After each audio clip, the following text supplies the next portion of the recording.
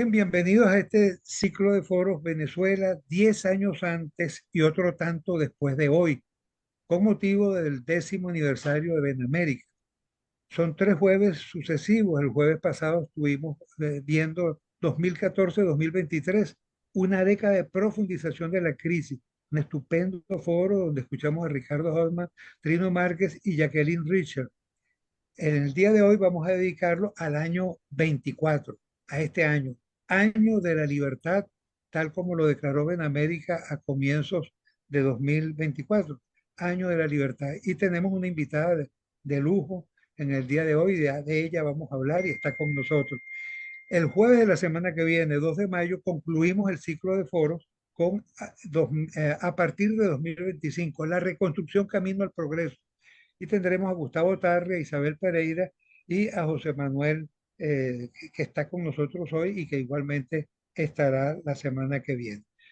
Bien, sin más, yo les voy a ceder la palabra al presidente de Benamérica, a Orlando Viera Blanco, para que nos dé la bienvenida, y después de su palabra, pues comenzamos ya formalmente el foro. Adelante, Orlando. Yo estoy muy contento y muy emocionado y muy honrado de tener a Corina Lloris como invitada especial. La felicitación es doble o triple. La felicito a ella precisamente por ese honorable rol que le ha tocado vivir en este momento de transición en Venezuela. La felicito porque ayer se conmemoró su ingreso como individuo de número de la academia. E igualmente la quiero felicitar en nombre de Benamérica y de todos los venezolanos por ese maravilloso papel histórico que Corina Lloris ha venido a cumplir en este desafío, en este reto, que es tratar de ir hacia la transición por la recuperación de la democracia y la libertad en Venezuela. Yo quería contarles una anécdota muy breve para que vean la potencia de Corina. Cuando yo traté de felicitarla públicamente a través de Benamérica, coloqué erradamente su dirección de usuario del Twitter o del X. Y resulta que recibí por primera vez, tengo como usuario de Twitter, no menos de 60 mensajes, donde no solamente me corregían la dirección correcta de ella, de su Twitter, sino igualmente me daban toda una referencia histórica, personal, maravillosa, de lo que uno ya sabe quién es Corina Lloris, pero lo que quiero es significar la emoción que siente todo el pueblo de Venezuela, toda la ilusión, toda la expectativa que ha significado la llegada de una posible, ciertamente, restauración de nuestra libertad, de nuestra democracia y de nuestro gentilicio. Ella es una mujer que representa ese gentilicio, es una digna representación de la mujer venezolana, y te doy la bienvenida con el corazón en la mano para este evento en el marco del 10º aniversario de Benamérica. Te damos la bienvenida, te queremos mucho y estamos aquí para seguir impulsando este gran desafío que significa volver a casa. Bienvenida, y le cedo la palabra ya a nuestra gente en este extraordinario foro para que comencemos y demos formalmente inicio a este encuentro entre venezolanos de primera línea en Benamérica. Un gran abrazo para ti. Gracias, Gracias. Orlando. Cedemos entonces la palabra a Liliana Ponce. La doctora Liliana Ponce, hemos querido darle el privilegio, el honor de presentar a Corina Lloris. Liliana, te escuchamos.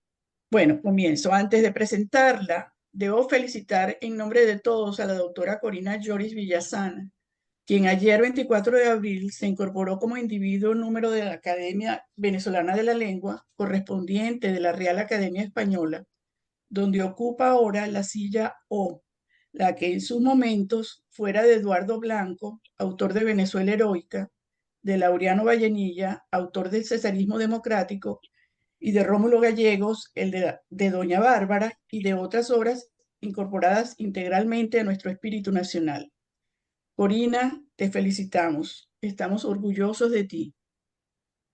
Si digo que Corina Lloris es doctora en Historia, que fue presidenta de la Sociedad Venezolana de Filosofía, directora en el área de Filosofía de Humanidades y Educación en el posgrado de la Universidad Católica Andrés Bello, que es columnista del Nacional y que contribuye a construir opinión para el ciudadano y que es profesora titular de la Universidad Metropolitana, no estoy diciendo algo que se desconozca.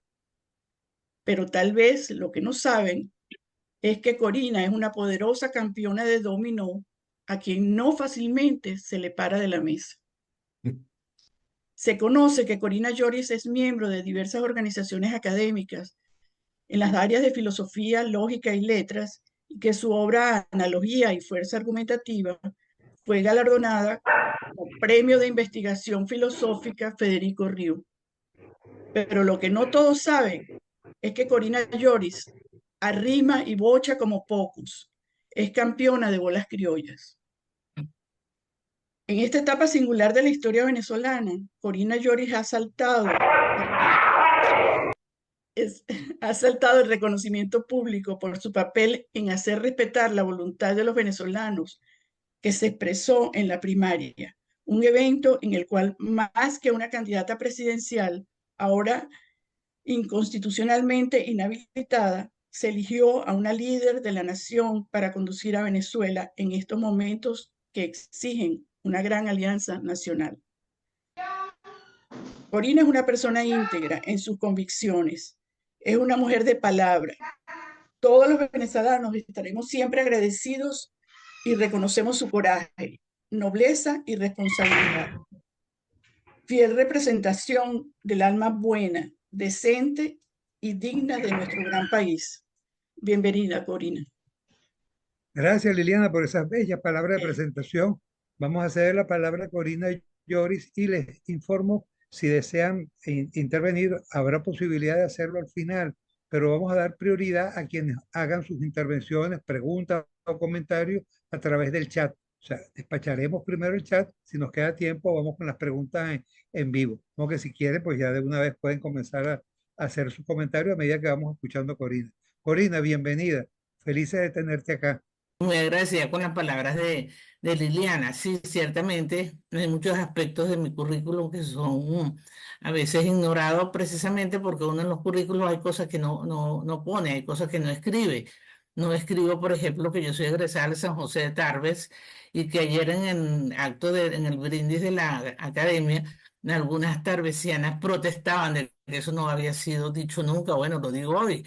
Y además que tampoco hablo de mis perros, los perros son parte de mi vida, parte de mis compañeros, que incluso me han ayudado durante estos años de esta diáspora tan terrible a, digamos, a aliviar ese nido vacío que queda, porque yo estoy completamente sola aquí en Venezuela. Entonces, los perros han venido a ser no solamente mis guardianes, sino también esos muchachitos chiquitos que yo no he visto crecer, sino a través de las pantallas del teléfono, de las pantallas de la computadora. De manera que cada uno ha sufrido el destierro, ustedes allá, nosotros aquí que no los vemos, pero que de alguna manera estamos enfocados en conseguir esa libertad. Entonces, como yo soy muy ordenada con estas cosas, aquí me sale la, la profesión de profesora, no me queda más remedio. Yo me lo escribí, lo voy a leer directamente del teléfono. Para empezar a hacer uso de, digamos, unas palabras breves, porque yo preferiría que me hicieran preguntas que yo les pueda responder desde aquí, de la realidad que nosotros estamos enfrentando en estos días y en las semanas anteriores, ¿no? Así que, señores miembros de la Junta Directiva de Benamérica, amigos todos, especialmente pues aquellos que sí conozco personalmente, que han sido mis amigos desde hace muchos años, como es el caso de Paciano, el caso de Liliana, el caso de Vilma Petracci, y no sigo nombrando por si acaso se me queda alguno en en el tintero y alguien se me ofende.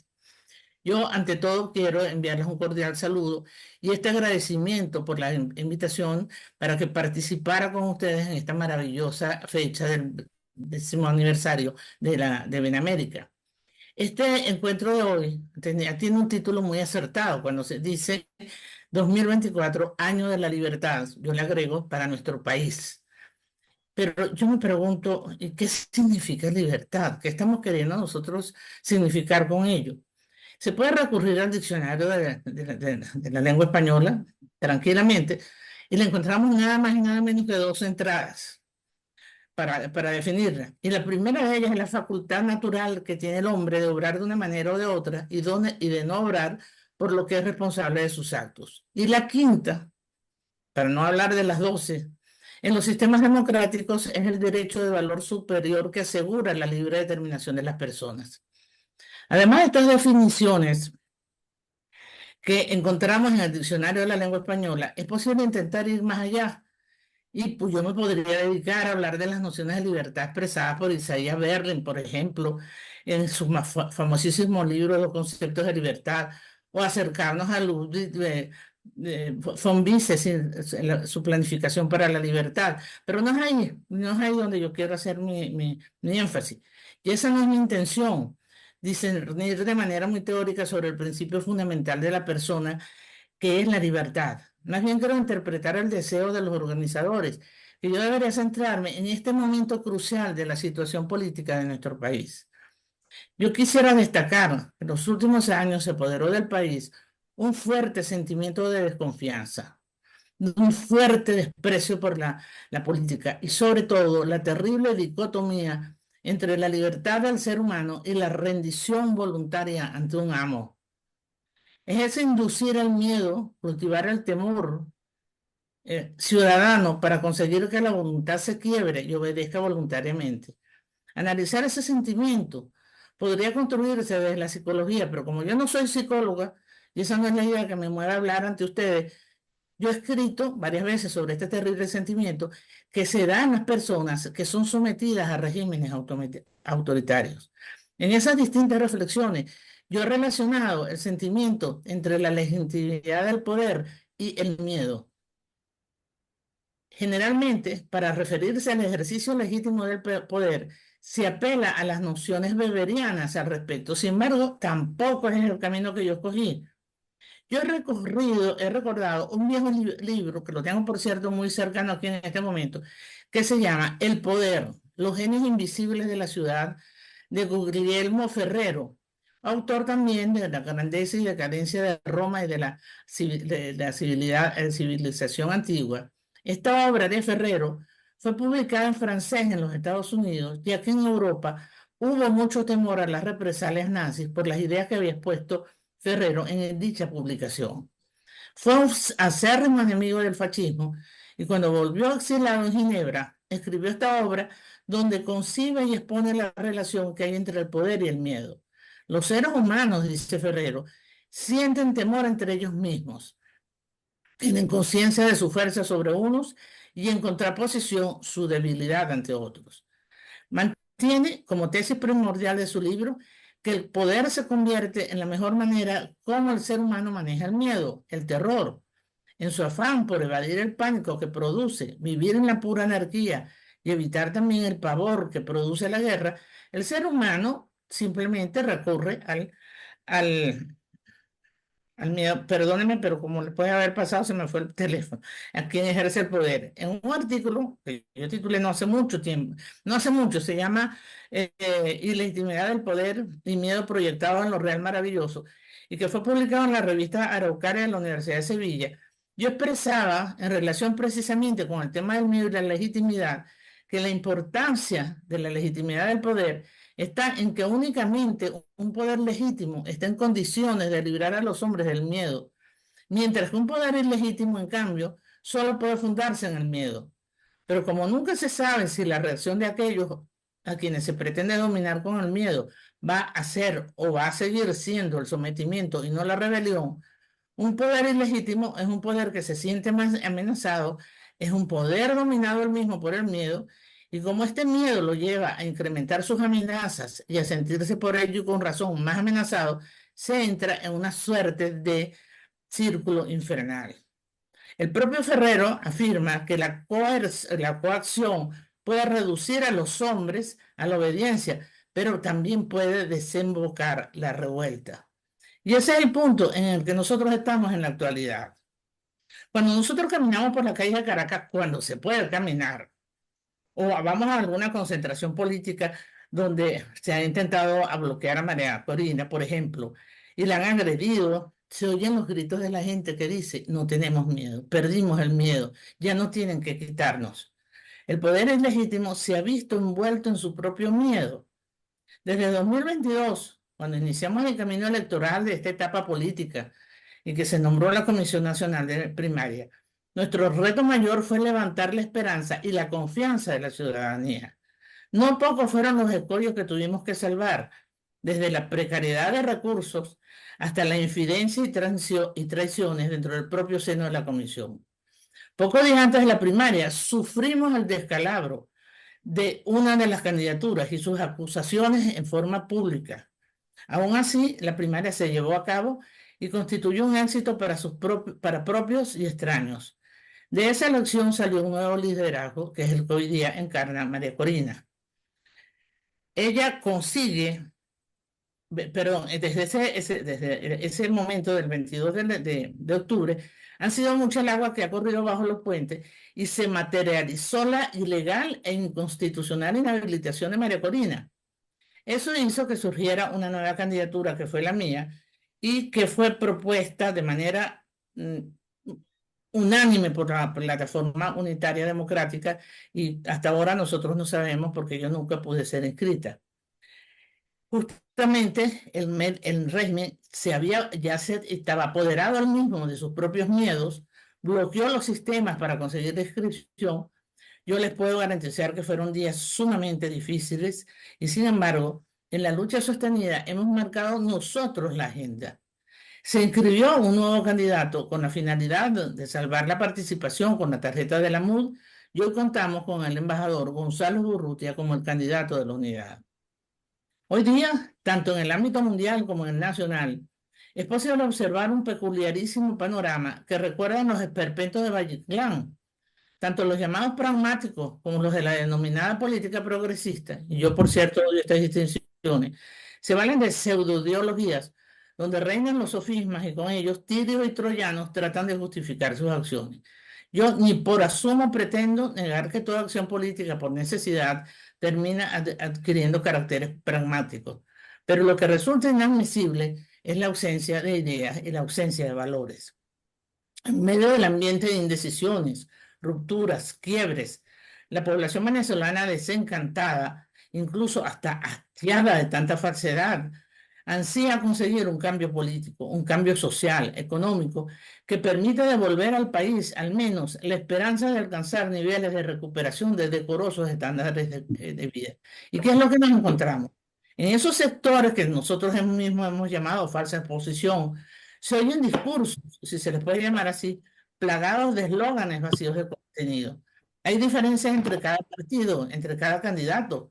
¿Cuáles son? ¿Cuál es el programa que piensan ejecutar una vez alcanzado el poder?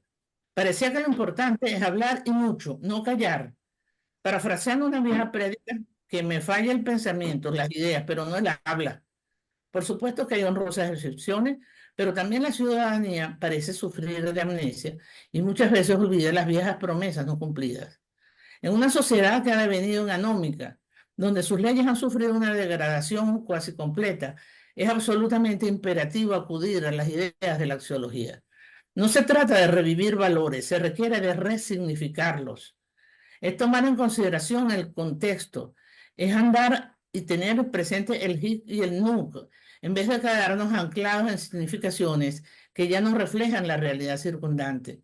Es tener el coraje de dirigirse a entender una nueva visión que en definitiva demuela nuestros credos arcaicos, que resumen un fuerte olor vetusto y anacrónico.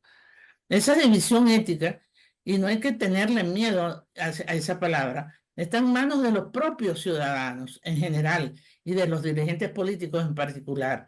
Y se espera que se estructure la vida social sobre la base de valores tales como la libertad, la independencia, el bien común, el imperio de la ley.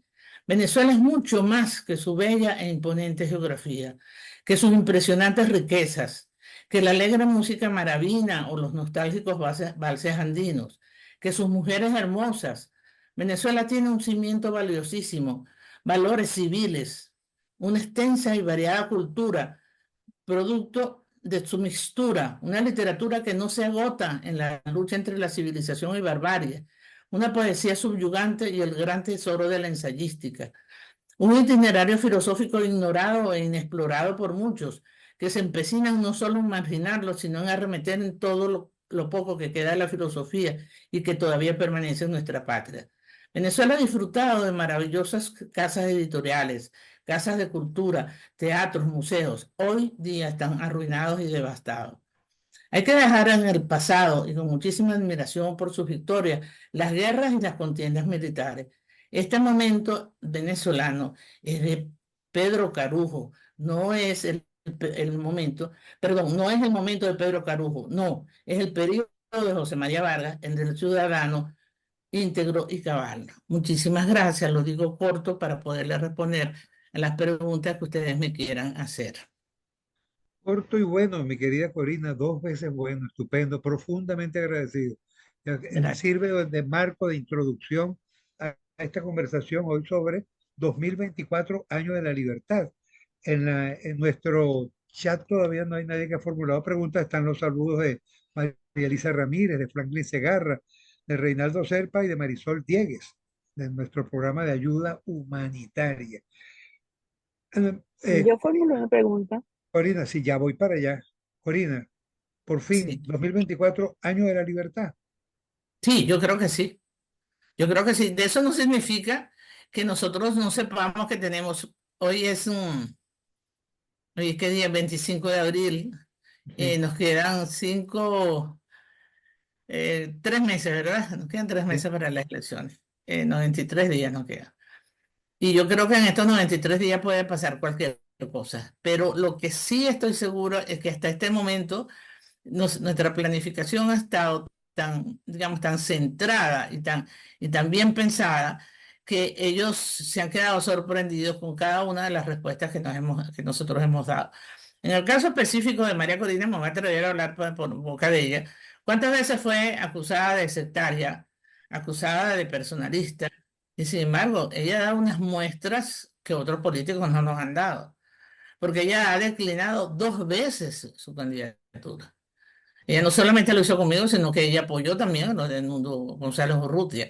De tal manera que yo creo que aquí uno de los grandes problemas que ha sucedido a lo largo de todo este tiempo, que la desconfianza que se fue creando en el grupo político venezolano, había permeado tanto la sociedad que en estos 2 últimos años parecería que no nos creían lo que estábamos diciendo. Yo le puedo hablar desde mi experiencia de la Comisión Nacional de Primaria, en donde los primeros meses nosotros tenemos que estar en un constante mensaje de esperanza y confianza. Si alguno llega a revisar los videos, la publicidad, las entrevistas que nos hacían, siempre hacíamos hincapié en la palabra confianza y en la palabra esperanza. Y para sorpresa de muchos, unas elecciones que muchos con un gran espíritu de condescendencia decían que no íbamos a pasar de 600.000 votos, llegamos a tener cerca de los 3 millones de votos. Y de esos 3 millones de votos, estoy como acordándome de los que no se pudieron contar por una serie de problemas, María Corina obtuvo el 92,3% de la votación. De tal manera que esas primarias marcaron un hito en la historia de Venezuela porque levantó las esperanzas, levantó la confianza y fue depositada en la líder que surge de ese momento en adelante. Eso es desde el mes de octubre ahora, es mucho lo que ha sucedido, son bastantes los problemas que hemos tenido y que han atentado contra no solamente a la elección presidencial, sino como sabemos que no tenemos gente detenida. El comando de María Corina fue prácticamente desmantelado. Hay personas que siguen detenidas, que siguen incomunicadas, no solamente de 20 Venezuela, sino que nos basta con recordar que hay yo no me sé el número en este momento exacto, pero son 200 y tantos. Y por ejemplo, el caso de Rocío San Miguel de Dignora Hernández, que todavía el grito de Dignora ese día todavía me resuena en la cabeza y lo siento en la boca del estómago, y los que están en la Embajada Argentina. Es decir, hay una cantidad de hechos que te hacen pensar, no, no vamos a llegar. Sin embargo, la presión internacional ha sido tan grande que, bueno, parecería que como que sí las vamos a conseguir. Ahora, las estrategias no creo que las podamos ir diciendo, sino más bien ejecutando. No sé si con eso te respondo, Paciano. Plenamente, Corina. Fíjate, saluda a Nelly Argüello y después de saludarte, pregunta, ¿cree usted que realmente vamos a lograr el anhelado cambio del régimen cuando el mismo es el que es quien decide, es el que decide cuál es el candidato? ¿Cómo podemos llegar decidiendo el régimen quién es el candidato? Pregunta Nelly Bueno, Argüello. no lo decidió el régimen, lo decidimos nosotros. Ellos hasta el último momento intentaron imponérnoslo y resulta que nos lo pusieron. Nosotros lo decidimos, fuimos nosotros. El candidato, que con esa palabra tan fea que se utilizó en aquellos momentos, el candidato tapa, como le decían al embajador Gonzalo Urrutia, no fue impuesto por ellos. Ellos tenían otra jugada y la jugada no les salió. La jugada no pudo con nosotros, porque para poder inscribir en el candidato se necesitaba que fuese por unanimidad, que nosotros tuviéramos el candidato aprobado por la plataforma unitaria y por lo que representa María Corina. Si no está presente María Corina, porque nosotros no lo podemos llamar engaño. ¿De quiénes son los 3 millones de votos? ¿Eran míos? No, no eran míos. Que mi nombre asomó algo que yo todavía estoy sorprendida, que para responderle a la persona que hablaba con Orlando, nosotros tenemos conciencia de eso. Yo recuerdo el día que María Corina anunció mi candidatura y en la quinta Bejucal, en donde está el comando de 20 Venezuela, y había un número, yo no sabría calcular la cantidad de personas que había allí, y en el grupo estaba una antigua alumna mía de la Facultad de Derecho, que la recuerdo porque ella está en Facebook y con el tiempo pues ella se ha convertido en una defensora de los sindicatos. Ella tiene bastante vida pública en el ejercicio del derecho y por eso es que yo tengo la cara de ella muy clara. Y cuando María Corina anunció mi nombre, esta señora se paró con los brazos y gritaba, ¡mi profesora! Y aquello fue un escándalo impresionante, porque también en las redes se hicieron eco de algo que no lo quiero calificar feamente, pero lo menos que puedo decir era ridículo. Yo no era conocida, no era conocida ¿para quién? ¿Para quién no era conocida? Porque yo tengo una vida muy pública. Yo he sido profesora, directora, he escrito libros, tengo no sé cuántas intervenciones internacionales, no lo estoy diciendo con ninguna pretensión, me he ganado premios internacionales, de tal manera que, y además escribo en nacionales desde hace 30 años. Entonces decir que yo no era conocida es otra cosa que no hubiese tenido una militancia política partidista porque nunca la tuve. Pero eso no quería decir que yo fuera la ilustre desconocida. Y se levantó un sentimiento de apoyo, quizás porque yo representé algo que el venezolano desea tener. Y es que en Venezuela haya gente que sepa leer y escribir. Yo creo que en el fondo lo estoy diciendo de una manera muy simplista, pero es que nosotros estamos cansados también de la disminución del lenguaje, de la vulgaridad en el lenguaje, de la falta de conocimiento, de la falta de modales. Yo hace rato hablaba con Liliana y le decía, es que Venezuela, la Venezuela que nosotros tenemos aquí, la que estamos viviendo aquí en este momento en el territorio, no estoy excluyendo para nada a la gente del exterior, sino lo que estoy queriendo decir es lo que nosotros tenemos aquí adentro. Aquí reina unos elementos terribles de falta de respeto, de falta de consideración, de un lenguaje que nadie entiende. Y de pronto has visto renacer otra parte de Venezuela con unos sentimientos extraordinarios. Basta ir a una de las reuniones multitudinarias en María Corina para sentirlo y para darse cuenta cómo se despertó esa Venezuela, que es la que vale la pena. La otra tendríamos que hacer grandes esfuerzos por recuperarla y yo creo que eso es lo que estamos tratando de hacer.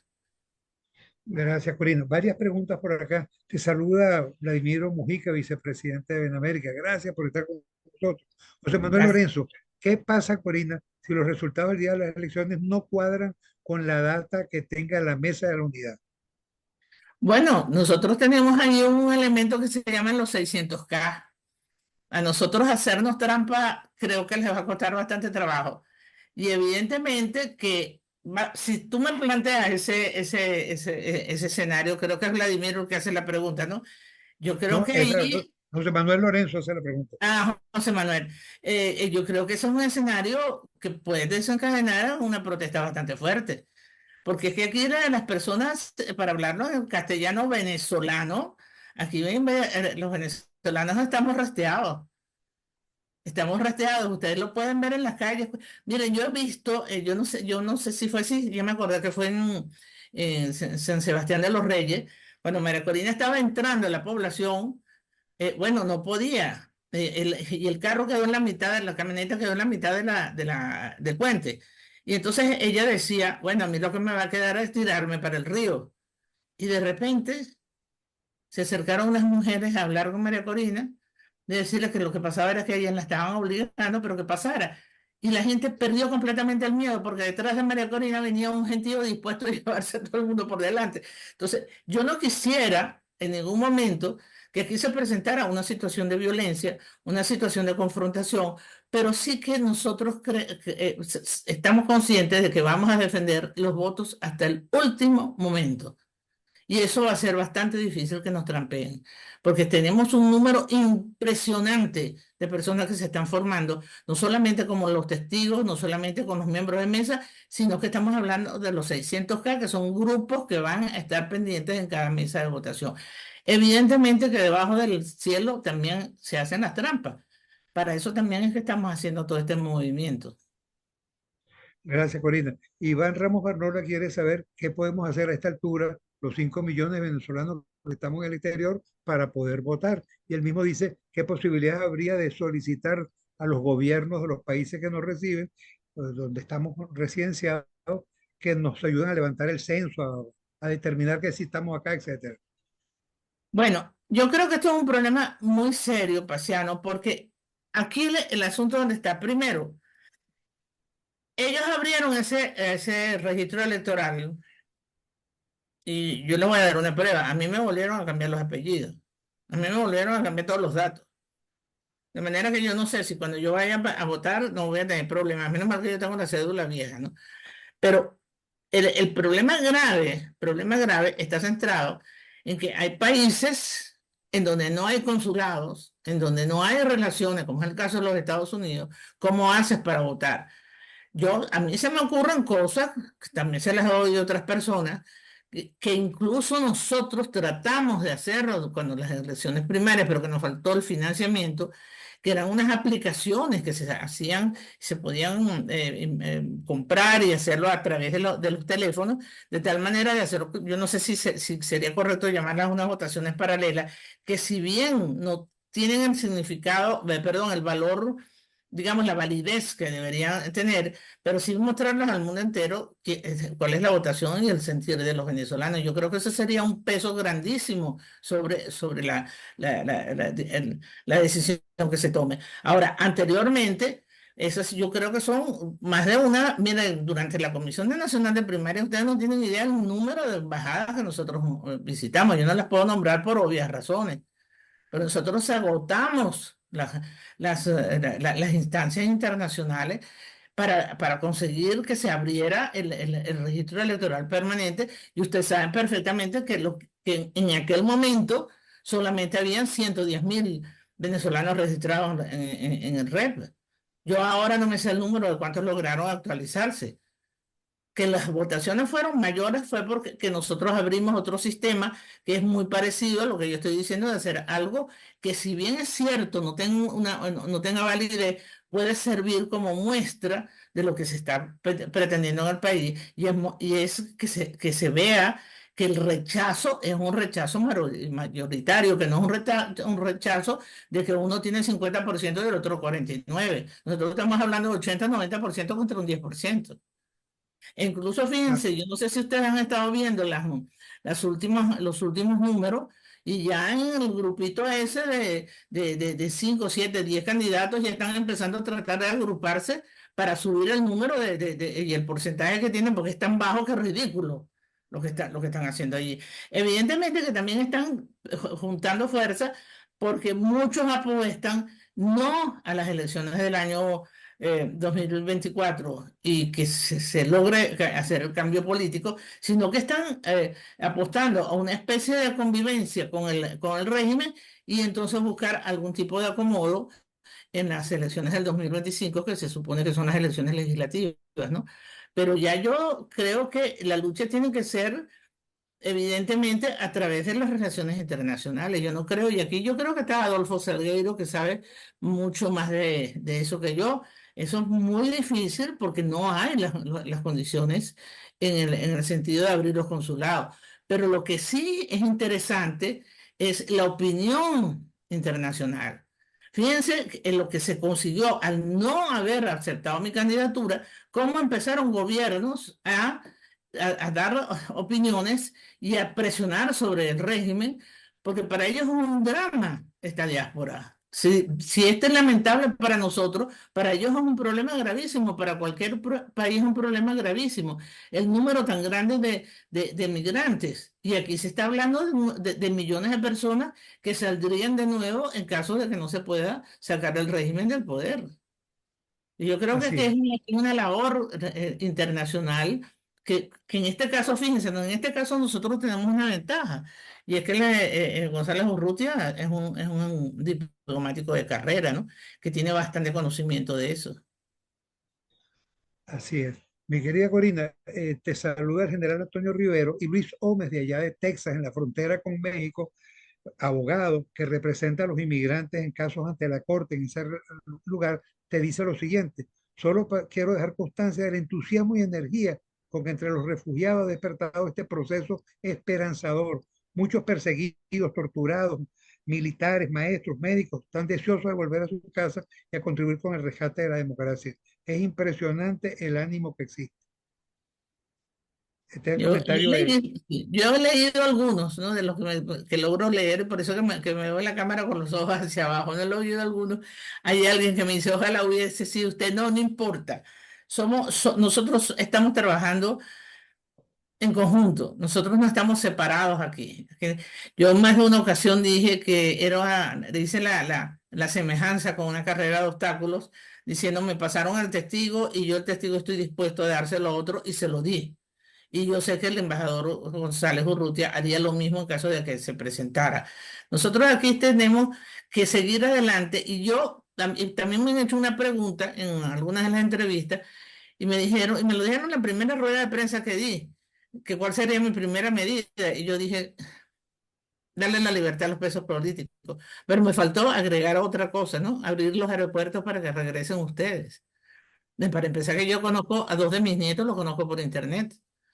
Entonces, creo que ese entusiasmo, bueno, no, si no se puede concretar en un voto real, efectivo, por todas las trabas que estos han puesto y todos los inconvenientes que han creado, pero nosotros necesitamos el apoyo de ustedes a través de estos medios, a través de lo que yo les estaba diciendo, una votación, es que no sé qué palabra, qué adjetivo poner, simulada, como se quiera llamar, pero que se sepa que también el venezolano, que está fuera del territorio nacional, pero que también es Venezuela, que también conforma el grupo de lo que nosotros llamamos venezolano, esa nacionalidad tan difícil de definir, porque venezolano no solamente es el Cariña o el Pemón, sino venezolano soy yo, venezolano es el alemán que vive en la colonia Tovar y que se pasó toda su vida aquí.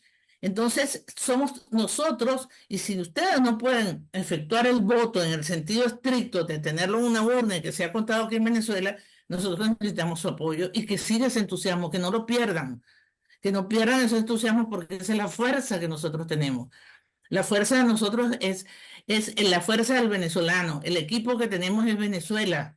No es el equipo de 20 Venezuela o de la plataforma unitaria o de tal o cual partido. El partido de nosotros, y yo cuando estoy diciendo nosotros estoy involucrando toda esta oposición, es Venezuela. Y Venezuela no solamente está en los 912.000 kilómetros cuadrados, que no me acuerdo cuántos son exactamente, sino esos kilómetros cuadrados, más todos aquellos que tuvieron que salir del país y que hoy hay una muestra en este foro tan agradable y que le da a uno más fuerza para seguir adelante.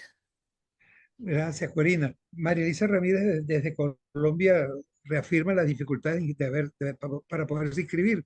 Las trabas fueron increíbles, yo no pude inscribirme, tengo residencia, pasaporte, seguridad vigente, en fin, todo lo que se requería y no logró hacerlo. Walter Márquez había pedido la palabra y ahora hace la pregunta por escrito. Si la quieres hacer en vivo, no sé si Walter está ahorita, Walter está en San Cristóbal con dificultades siempre de conexión. En todo caso, leo su pregunta. ¿Qué mensaje tiene la obra de Juan Germán Rocio en su libro El triunfo de la libertad sobre el despotismo para la Venezuela actual? Bueno, justamente, Walter, nosotros en Venezuela nos hemos olvidado de los civiles. Nosotros cuando leemos la historia de Venezuela, leemos nada más la gesta independentista realizada por el grupo militar y nos olvidamos de todo lo que dieron los civiles en ese momento. El padre Ugale, por cierto, hizo su tesis doctoral precisamente sobre Rocio, de manera que lo conozco bastante, el personaje, pero lo he tenido que leer muchísimo. Nosotros tenemos que fijarnos en la civilidad de Venezuela. Yo no tengo nada contra el grupo militar, yo pertenezco a una familia en donde ha habido militares. Yo no estoy en contra de ellos, yo lo que quiero es que cada quien desempeñe el papel que le corresponde. Y nosotros por habernos fijado en esa gesta libertadora, eso lo decía yo ayer en el discurso en la academia, y por haber centrado la vista nada más que en aquel momento que se le ha dado una connotación mitológica, nos hemos olvidado de los valores civiles venezolanos. De los valores civiles venezolanos están centrados, y yo muchas veces dicen la educación, y yo agrego, no, yo hablo de la cultura. Y yo no hablo de la cultura excluyendo la educación. Y no estoy hablando de la cultura por una representación teatral. Estoy hablando en todo lo que significa el pensar y el sentir de un venezolano. Hay que ver lo que significa rescatar, por ejemplo, las obras tan extraordinarias que han hecho algunos de los jesuitas que rescataron idiomas de los primeros pobladores, como es el caso del diccionario de Guajiro del padre Olza, o del padre Cesario de Armellada con su diccionario de Pemón. Es decir, que nosotros rescatemos valores que le dan esa nacionalidad al venezolano, que tengamos presente qué es lo que significa ser venezolano. No es solamente el macizo guayanés, o no solamente son las playas de Mochima. Venezuela es el conjunto de todas esas cosas y sacar uno solo de esos elementos lo estamos cercenando. Entonces yo haría, Walter, hacer que todo el mundo se lea a Germán Rocio para que sepa quién es Rocio, es que incluso lo escriban bien. Porque es que uno de los grandes dramas que nosotros tenemos en este momento es la incultura en que tenemos en el país, Walter. Y si hay alguien que lo sabe, usted.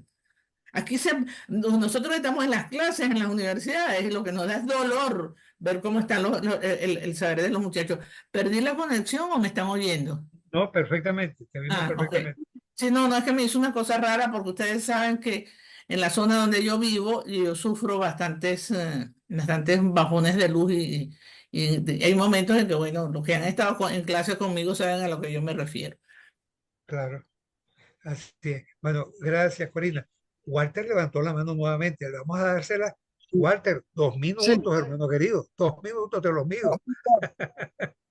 Adelante. este, además saludar a Corina, pues queremos recordar que Rocio, además de abogado, era teólogo, y de ese punto de vista trató el mensaje bíblico de la lucha espiritual en Venezuela, llamando a los cristianos a enfrentarse a la tiranía. Y es el mismo tema que está desarrollando María Corina a lo largo del país, la lucha de la luz contra la oscuridad. Entonces creo que le hago un llamado a todos y Ujú. a eh, nuestra invitada, Corina Lloris, para que libremos una gran batalla espiritual en defensa de Venezuela, rescatando el pensamiento no solamente libertario de Rocio, sino el pensamiento espiritual de Rocio de llamar a los cristianos a enfrentar la tiranía. Sí, sí, Walter, María Corina lo ha manifestado muchísimo. Alguien decía aquí que no había sido sacado ese tema. Bueno, no, claro que sí, María Corina lo dice prácticamente casi todas sus intervenciones. Yo he escrito muchísimo sobre eso también. Nosotros tenemos en este momento un país, incluso, miren, por favor, yo no sé cuánto tiempo tiene cada uno de ustedes fuera del país, pero si a alguno se le ocurre pasearse por la carretera vieja de la Mariposa, que es una de las vías alternas que existen para llegar a la zona de Monteclaro, donde yo vivo, que ya yo no lo hago mucho porque me da un poco de temor. Desde que ustedes empiezan la carretera, allá es donde empieza la Mariposa, que está totalmente destrozada, y aquella idea de las Carrascos en esquí sobre la represa de la Mariposa, olvídense, eso quedó desaparecido. Ustedes pueden tener la seguridad que durante esos 10, 15 minutos que dura la trayectoria, ustedes lo que sienten es un olor a tabaco espantoso por la cantidad de brujería que se está haciendo allí. Eso es una de las cosas que nosotros tenemos que desaparecer de aquí, eso que nosotros no teníamos en Venezuela. Animales muertos, sacrificios de todo tipo, eso es una cosa espantosa. Pasa que yo eso es un tema que no había querido, digamos, meterme en él porque, por todo el escozor que levanta, pero es impresionante, impresionante lo que han hecho. Y ustedes, Walter, sabe, ya que usted está viviendo en Venezuela, vaya, paséese en un momento por la autopista del este y verán la cantidad de estatuas y cosas que han sacado, como por ejemplo la de Guaycaipuro con una figura espantosa, porque todo eso tiene un simbolismo que está vinculado con las brujerías y todos esos ritos satánicos que ellos tienen. De manera que nunca está de más recordar que sí, que es una lucha prácticamente del bien contra el mal. Eso es cierto. Eso es totalmente cierto. No sé quién tiene la palabra, eso le corresponde a Paciano. Absolutamente cierto, Corina. Nelson Oxford escribe feliz de que estás hablando de mi revolución cultural, dice él. ¿Será que me está plagiando? Qué orgullo contar con mujeres de ese calibre de este lado. Mira, te Yo no- comenta Franklin Segarra de Barquisimeto. Nosotros tenemos un arma muy poderosa que son las redes sociales. Ahí no se puede hacer trampa. Podemos hacer un conteo inicial a nivel de entrada de centro de votación. Comentario de Franklin Segarra. Vale, vamos a ceder la palabra a Vladimiro Mujica y luego al general Antonio Rivero. Corina, un placer saludarte. Yo creo que nunca nos hemos visto en persona, pero tenemos una gran cantidad de amigos en común, incluido por supuesto a María Corina y a varias de tus estudiantes. Yo quiero, más allá de una reflexión, bueno, parte de una reflexión intelectual, pero yo quiero un poco saber cómo sentiste tú este tema que lo has tocado de alguna manera, y yo lo he tocado en varias oportunidades también, de que aquí cuando María Corina habla de la lucha hasta el final, aquí hay dos luchas hasta el final. Está la que ha estado planteando María Corina, que es la recuperación de la nación, y está la lucha hasta el final del régimen, que, es que tiene que ver con la destrucción del país, este tema de la lucha entre el bien y el mal, pero sobre todo, ¿hasta qué punto ves tú que que la transición se está articulando? Porque todo este tema de la transición y de hablarle a todo el país, etcétera, estamos todavía muy lejos de eso. No hemos llegado a la zona donde el adversario, por así decirlo, reconoce que está dispuesto a una transición. Entonces, lo que me gustaría saber, ¿cómo percibes tú que saltaste no de que te conocieran a que no te conocieran, pero saltaste de una zona de, de activismo político, digamos, tras los bastidores o en público, pero no tan público como esto, a una zona de altísima exposición pública y de contacto con otros actores políticos? Me gustaría saber cómo percibes tú eso de las dos batallas hasta el final. Bueno, Vladimiro, ante todo, muy contenta de verte y hablar y estar en este foro conjuntamente. Eh, la, Tengo amistades de ese tipo que nunca nos he visto face to face, como es el caso de Nelson Rivera, aunque ustedes no me lo crean. Tengo años trabajando en el papel literario del Nacional y Nelson y yo nunca nos hemos visto cara a cara, pero se hacen amistades en el espacio y en el tiempo que son muy importantes.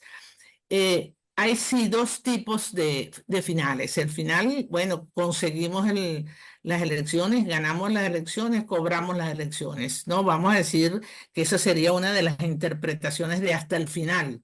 por decirlo de alguna manera. Esa es la lucha que tenemos planteada en este momento, en donde se hacen y se negocian, y las personas tienen un terrible rechazo a la palabra negociación, y resulta ser que habría que aclarar bien que las negociaciones se negocian intereses y no principios. Por lo tanto, yo no puedo negociar la libertad, yo no puedo negociar la verdad, porque son principios que me rigen la vida. Pero sí sabemos que hay momentos en que tenemos que ver cómo manejarnos para evitar esas posiciones absolutamente cerradas que impedirían completamente llevar a cabo todo este procedimiento de conseguir esas elecciones el 28 de julio, ganar las elecciones y cobrar las elecciones. Pero entonces tú me planteas este segundo escenario, que es el escenario que va desde el 28 de julio hasta el 10 de enero. Creo yo interpretarte que eso es lo que me está diciendo, e incluso después del 10 de enero. ¿Cómo te mantienes tú en un poder que vas a tener? Y aquí tenemos que veo en pantalla al general Antonio Rivero, unas Fuerzas Armadas, no sé qué palabra utilizar, sometidas, que tenemos la Asamblea Nacional de parte de ellos sometida, un sistema de justicia que no funciona. Es decir, ¿cuál es la separación de poderes que existe en Venezuela? Entonces, yo creo, y incluso ayer lo hablaba en el acto de la academia, después en el brindis, que hay unos elementos que tienen que ver con el sistema de justicia, que cuando uno habla, voy a utilizar la palabra tan detestada por algunos de la justicia transicional, no se está hablando de impunidad. Lo que nosotros tenemos que garantizar es que no vamos a hacer lo que ellos han hecho. Es decir, si yo te tengo que llevar a ti a un juicio, yo no te voy a hacer un juicio sumario. Y además yo voy a utilizar la presunción de inocencia y te voy a garantizar un debido proceso donde tú tengas la posibilidad de defenderte y presentar las pruebas que, digamos, te exoneran a ti de culpas. Pero si yo desde antemano te ofrezco que apenas yo llegue te voy a colgar de los postes, como se hizo a la caída de Pérez Jiménez con la gente de la Seguridad Nacional, evidentemente que yo cierro todos los caminos. Entonces, aquí uno de los elementos que se tiene que tener muchísimo cuidado es con ese lenguaje amenazante que no permita entender que lo que nosotros estamos entendiendo por justicia es darle a cada quien lo que corresponde y no entender la justicia como venganza. El momento en que yo entiendo la justicia como venganza, estoy justificando los linchamientos. Y si me apuras un poco, Vladimiro, sin yo ser abogado, yo centro mucho que ese proceso tiene que tener muy claro cómo va a ser la justicia, cómo se va a aplicar la justicia en ese momento. Porque eso es lo que tiene el juego trancado. El miedo tan grande que tiene, el que haces, me van a matar, no me van a permitir salir, yo no voy a poder hacer nada, y eso tranca completamente el juego. Yo soy jugador de dominó. Mira, yo sé en qué momento lanzar una tranca y cuándo no lanzarla. No sé si con eso te lo contesté, Vladimiro. Te agradezco que me digas si te lo contesté. Sí, perfectamente, gracias, Corina. Me gusta mucho pues, el tono de tu reflexión. Gracias, muy amable. Gracias, Corina, gracias, Vladimiro. El general Antonio Rivero está ahí preparado. Adelante, y además ya lo mencionaste, de modo que está listo. Dale, Antonio. Gracias, doctor Paciano. Muy buenas noches para todos y en especial, por supuesto, a la doctora Lloris. Y realmente tengo que expresar un gran sentido de admiración, respeto y felicitación por ese temple, por ese carácter, por ese verbo, ese contenido tan firme, tan sobrio y que, por supuesto, fue uno de los que la identificó ante María Corina para elegirla y para tenerla en esa posición tan importante para el país como acaba de tenerla. Y bueno, de ello la interesa para asumir cualquier responsabilidad en este orden, ¿no? Y el momento histórico que vive el país. Yo tengo tres cosas, tres temitas rápidamente. El primero tiene que ver con el proceso electoral que se está llevando a cabo y hay algo muy importante que se menciona y se dice, pero que hay que considerar y deben estar trabajando ustedes con respecto a las cifras. El régimen está trabajando cifras en estos momentos muy importantes para ellos. Ellos están buscando cuánto tienen de ellos, cuánto se tienen que superponer a lo que contabilizan, que puede ser la proyección o la proyección que tienen de oposición, y poder manifestar un fraude, que el fraude lo realizan con números. Ahora, ese fraude no está presente, no está a la vista solamente de testigos o de componentes de mesa, etcétera, etcétera. Ese fraude está anticipado, incluso ni siquiera en el acta de votación, el acta que vota la máquina, el escrutinio que vota la máquina como tal. ¿Por qué? Porque ya se ha fraguado desde el punto de vista de votos. Hay muchos votos repetitivos y el régimen va a tener un potencial de los votos del exilio que no van a cumplirse para acometerlo ellos de alguna manera. Y en los países aliados ya hay un gran movimiento como el que se llevó a cabo en el 2012. Eso por una parte, y es importante que lo tengan presente. No es solamente, por supuesto, los testigos que deben trabajarse hasta la última instancia, porque inclusive se han trabajado testigos en algunos lugares, y yo hablo de la parte de la intervención de algunos militares y algunos centros donde lo manejan los militares y hacen el goleo, que sacan a los testigos y colocan todos los votos a favor del régimen. Eso por una parte. La segunda, el tema de la Fuerza Armada. El tema de la Fuerza Armada, yo le invito a tener un vocero que manifieste constantemente, que no se tenga el escusor, no se tenga el prurito, digamos así, de hablar con la interés hacia la Fuerza Armada, porque salimos corriendo cuando ellos dicen que están hablando de golpe de Estado, cuando mencionan a los militares. No puede hacerse eso, y eso lo sienten los militares internamente, y necesitan que haya un liderazgo de esa naturaleza para convertir la conciencia que está terrorificada dentro de la Fuerza Armada y saber qué hacer en el momento adecuado, oportuno. Y por último, es en relación a el tema del voto en el exterior.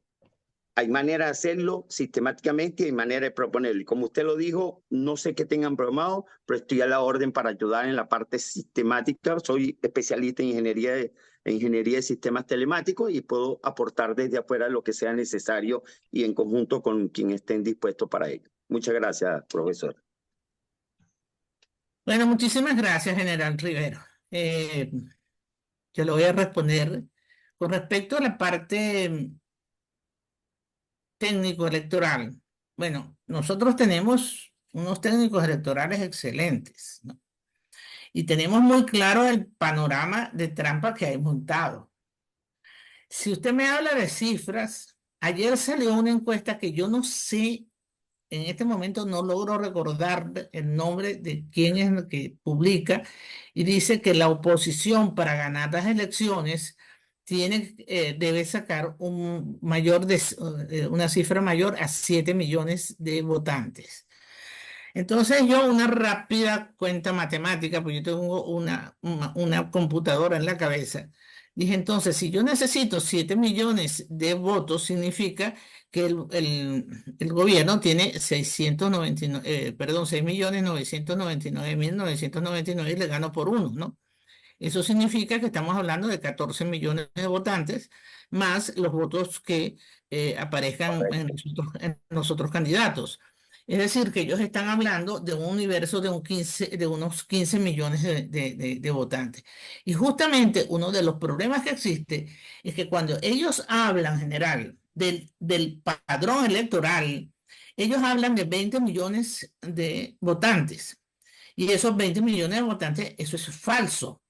Porque nosotros tenemos que contar con el número de votantes de venezolanos en el exterior que no están registrados, pero no solamente de los que no cambiaron sus datos, como puede ser el caso, por ejemplo, de una de mis hijas, que cuando trató de hacer el cambio, ahora que está en Inglaterra, no lo pudo hacer porque tiene el pasaporte venezolano vencido y entonces no la dejaron renovar los datos. No solamente ese tipo de personas, sino los muchachos que tienen 18, 19 años y que son nuevos votantes. Ahí hay un número altísimo. Para nosotros en el momento de las primarias teníamos más o menos calculado unos 4 millones de votantes. Yo no sé en este momento cuánto ascendería. Si hay alguien que me pueda corregir las fechas, la cifra, se lo agradezco. Entonces, vamos a simplemente llegar a un acuerdo que fueran 4 millones. Quiere decir que de los 20 millones que ellos están hablando, me quedan 16 millones. Pero de esos 16 millones, yo tengo que hablar también de los que están en Venezuela, que no tuvieron la posibilidad de hacer el cambio de residencia o que ellos simplemente arbitrariamente los migraron y viviendo en Caracas los pusieron a votar en Apure. Tengo una vecina de aquí en mi urbanización que la pusieron a votar en Trujillo. Es decir, nosotros ahí tenemos un número también bastante grande de venezolanos que supuestamente ellos tienen dentro del registro electoral que tampoco van a poder ejercer el voto. Muchachos, yo les puedo decir que cuando empezó el trimestre en la Universidad Metropolitana en enero, yo le pregunté a mis estudiantes, ¿cuántos de ustedes están inscritos en el registro electoral? Y me levantó la mano un estudiante de 25 estudiantes. Afortunadamente, al final del curso ya se habían inscrito casi todos, pero tal fue la campaña mía y el proselitismo que dicen, no sé cómo no me votaron en la universidad.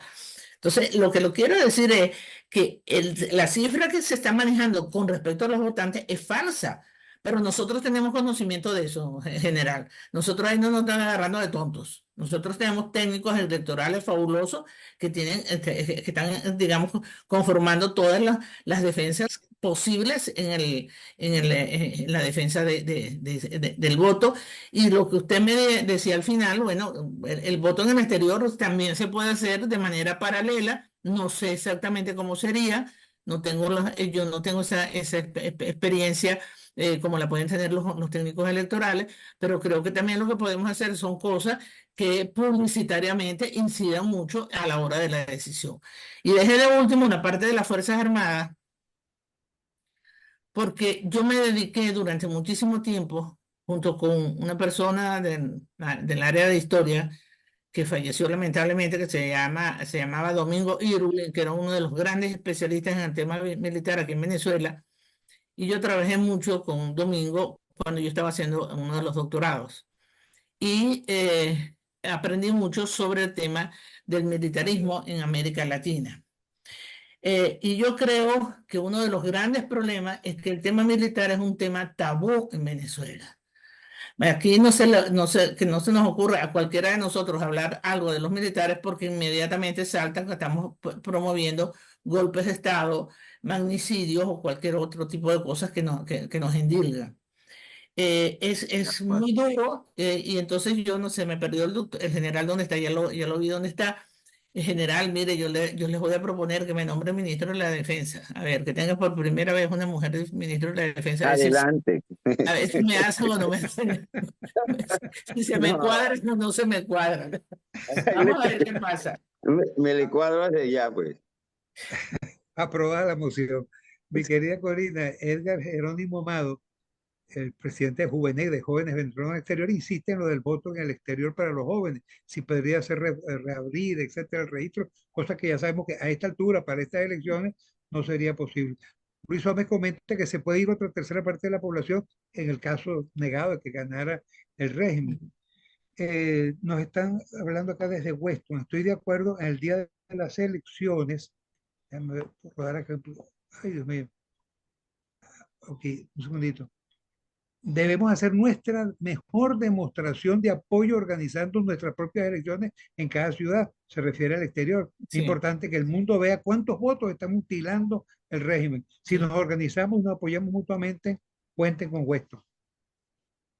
Tenemos que, muchísimas ahí este gracias. comentario. Vale.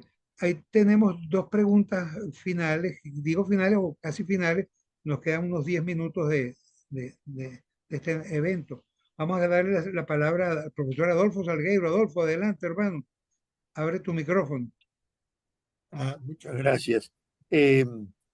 Profesora, mucho gusto de verla y saludarla después de haberla visto algunas veces durante algunos años en los patios del tercer piso de la UCAP. Un momentico que me ofrecen poner el video. No, contrariamente a lo que es mi costumbre de intervenir y a veces polemizar en esta oportunidad, me he sentido sumamente complacido en escuchar los intercambios que han habido y particularmente de haber completado la imagen que yo tenía de la candidata Corina Lloris. Cuando María Corina le levantó la mano y la abrazó así y tal, y eso, yo la imagen que me hice, por más que yo sabía quién era, bueno, María Corina nos está proponiendo una abuelita, eso tiene pegada en Venezuela. Observo la agilidad, la claridad, la concreción de su exposición y de las respuestas que ha dado. Tan es así que hasta me siento, hasta el argentino se me quedó para abajo.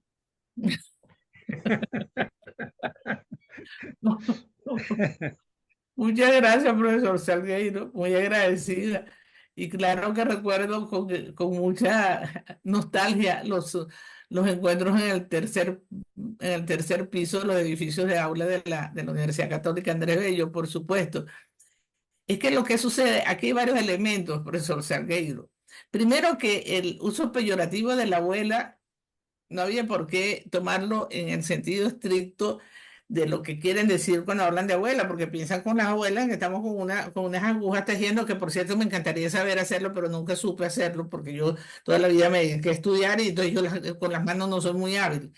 Pero es que yo nunca he tenido vocación de vieja.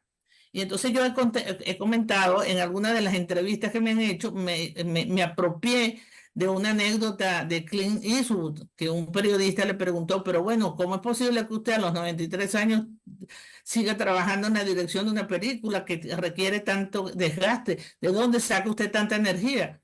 Y entonces Eastwood le contestó, es que yo no dejo entrar el viejo a mi casa. Y yo no dejo entrar a la vieja en mi casa. Yo sigo siendo disparates como haberme ido ayer al acto de la Academia, de la Academia Venezolana de la Lengua con unos tacones que me trajo como consecuencia que hoy ando coja. Pero yo lo tengo totalmente sacado de mi cabeza, de mi mente, y llegará el día en que realmente la naturaleza se lo cobre y que Dios me diga a mí, vete para este lado porque ya tú tienes que estar de este lado. Pero yo ni física ni intelectualmente me siento como una vieja, porque no quiero utilizar la palabra abuela, porque abuela soy, y soy abuela de 7 nietos. Pero yo a todas estas no soy una abuela querendona, soy una abuela más bien Are you autoritaria. okay? Ajá. Ah, okay. Ok. No, eso bueno, es una intervención de otro lado. Sí. Ajá. Vale, gracias, Corina. Por cierto, te preguntan por acá por el chat, ¿cuáles serían las 3 primeras cosas que habría que hacer en Venezuela como presidenta, como gobierno? Mira, Paciano. Yo dije lo de los presos políticos porque de verdad que sí, ¿no? Yo creo que nosotros tenemos que hacer un milagro con el asunto eléctrico, porque si nosotros no resolvemos eso, no podemos ni siquiera reactivar la industria petrolera. Pero yo les voy a decir una cosa para que se rían. Yo lo primero que haría es buscarme un buen director de tránsito terrestre y ver qué hacemos con los motorizados en las autopistas. Porque nos tienen la vida hecha a Todo, cuadritos, ¿sabes? realmente. Ustedes no tienen idea de lo que nosotros estamos viviendo en Venezuela con el asunto de los motorizados. Y me da dolor, porque hay gente que es muy honesta dentro de ese grupo.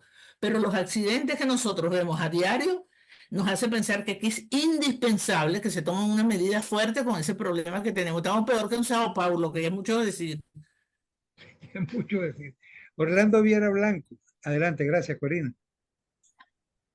Bueno, yo quería Adelante. hacer brevemente, simplemente para puntualizar ya lo que se ha dicho hoy, pero fíjese, Corina, el momento de Venezuela es un momento único, histórico. Es una transición no solamente inédita la que estamos intentando en Venezuela, sino quizás en el hemisferio, en el mundo. La valentía, la hidalguía que han demostrado ustedes en este periodo y muchos líderes venezolanos hay que rescatarlo, no solo los de hoy, los de fechas recientes, ha sido realmente admirable. Yo sí, simplemente quería expresarle mi gratitud, mi expresión máxima y más elevada de gratitud y de reconocimiento, porque todos los que estamos afuera con la esperanza de volver a casa, tenemos esa esperanza cifrada no solamente en líderes como ustedes, sino en personas con el carácter y el talante como el suyo, como el de María Corina, y repito, y muchos líderes que han atravesado por situaciones muy angustiantes y muy peligrosas y muy riesgosas. Se dice más fácil desde el exterior. Y finalmente, ya ha dicho Corina que la primera medida, sin duda alguna, es volver a un periodo de redención política y social que pasa por el meridiano de la liberación, de la sanación, de la reconciliación, y eso es la libertad de los presos políticos. Pero le voy a recordar algo que me dijo también un miembro de Benamérica hace algunos años cuando le entrevisté, que me dijo que la primera medida o la segunda que tomaría es un acto soberano. Es liberar a Venezuela de los cubanos, y no quiero ser chauvinista, sino de esa Cuba que entró al país y nos desplazó culturalmente, que controla los registros, que controla a los militares, que controla la inteligencia y que ha despojado y desplazado el país de sus riquezas. Esa medida solo puede tomarla quien, asumiendo una transición, sean líderes del carácter de usted, de María Corina, que por cierto, algo que debemos revisar después y más adelante deberá ser objeto de un trabajo antropológico. No sé por qué son las mujeres las que, como decía el poeta Andrés Eloy, el muchacho bueno se les eterniza y salen adelante siempre a dar la cara por nosotros. Yo le estoy muy agradecido y Dios la bendiga y que Dios bendiga a nuestro país, y nos volvemos pronto. Nos veremos en el tercer piso de LUCAP, si Dios quiere, muy pronto en Venezuela Libre. Gracias, Corina. Amén. Bueno, gracias a usted, Orlando. Muchísimas gracias a todos. Y una cosa sí, le quiero decir, Orlando, que para poder hacer eso con los cubanos, tenemos que tener muy claro qué hacemos con el sistema de justicia, y por ahí está Salgueiro que me corrige, y también Paciano. Nosotros no podemos hacer las cosas como lo han hecho ellos. Nosotros tenemos que hacer las cosas como tiene que ser la gente con la mente clara y justa, porque precisamente lo que nosotros nos ha llevado a este foso es ese desastre de injusticia y de falta de separación de poderes y de una idea presidencialista terrible. Y de paso, pues para seguirnos riendo un poco, pues ya lo sabe, general Antonio Rivero, que usted me dio la palabra que me iban a nombrar ministro de Defensa. Muchísimas gracias a todos los que están aquí presentes, y de verdad un abrazo, y espero yo poder irlos a recibir al aeropuerto cuando ustedes regresen a Venezuela. Amén, Corina. Hay un Amén. último Dios comentario mediante. que quería leerte de Sí. José Manuel Cerny, que deja sus respetos para ti. Nos dice: su exposición es más breve y contundente. Es un boche clavado. Hablando de su antecesor y colega académico gallego, ¿qué nos faltó en la educación de los 40 años para impedir que sobreviviera doña Bárbara? ¿Qué hay que hacer para crear ciudadanía, valores cívicos, inclusión y solidez democrática? Gracias y suerte en el gabinete. Creo que como ministro de la Defensa se refiere José Manuel Cerny. Bueno, con tus palabras, Corina, vamos a dar por cerrado este coloquio. Queremos escucharte. Yo creo que es interesante estas preguntas de José Manuel, que nos ubican un poco en el camino de lo mucho que hay que hacer. De verdad que muy agradecido. Te escuchamos, Corina, profundamente agradecido. Bueno, es que yo creo que nosotros tenemos que hacer una revisión a un sistema educativo que está realmente obsoleto, ¿no? Nosotros estamos digamos, en la parte de atrás de todos los avances educativos, pero sin entrar en el problema que tiene que ver con el modismo que existe en algunos casos. Se pone de moda algo en Europa y entonces nosotros lo copiamos. Se pone algo de moda en los Estados Unidos, nosotros lo copiamos. Yo creo que lo que nosotros necesitamos es revisar también absolutamente cómo estamos viendo la educación, y tiene que ver con una escala axiológica. Porque es que aquí en Venezuela se han perdido los valores, pero es que cuando uno lo dice, suena a vacío, a cascarón vacío. Es impresionante cómo nosotros estamos en un país en que más que anarquía, porque la palabra anarquía sería mal utilizada, es una anomia social que existe. Entonces, si nosotros no rescatamos valores, culturas, lecturas distintas de la propia historia de la independencia. No sigamos con la idea militarista metida en la cabeza. Nosotros necesitamos, para poder reconstruir el país, necesitamos ir resignificando los valores. Eso me llevaría a una clase completa, Paciano. Así que muchas gracias por la invitación y por el momento. Profundamente agradecido, Corina Lloris. Muy, muy agradecido en nombre de Benamérica y en nombre de todos los que están acá. Pueden abrir sus micrófonos si quieren despedirse. Pues Yo gracias a quiero todos que por haber abran venido. que abran las cámaras para poder Abran las aplaudir. cámaras y abran los micrófonos también si quieren. Pueden todos abrir sus micrófonos tranquilos para darle las gracias a Corina. Gracias, Corina. Gracias, Gracias, Corina. Gracias, Excelente profesora. exposición. Me Muchas gracias, encantó. Corina. Gracias. Otra. Gracias. Aplausos, ministro. Aplausos, Gracias. ministro.